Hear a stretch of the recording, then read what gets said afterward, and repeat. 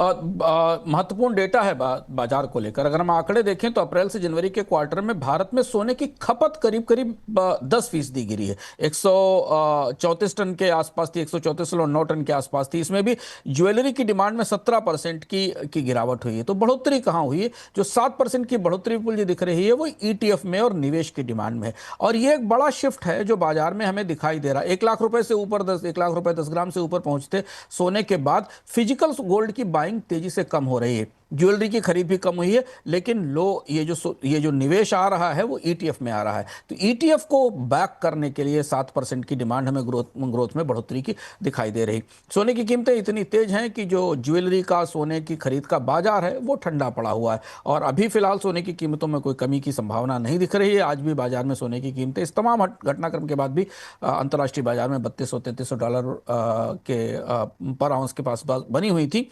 तो भारतीय बाजार में खुदरा सोने की मांग पर असर अगली तिमाही में भी बने रहने की संभावना है।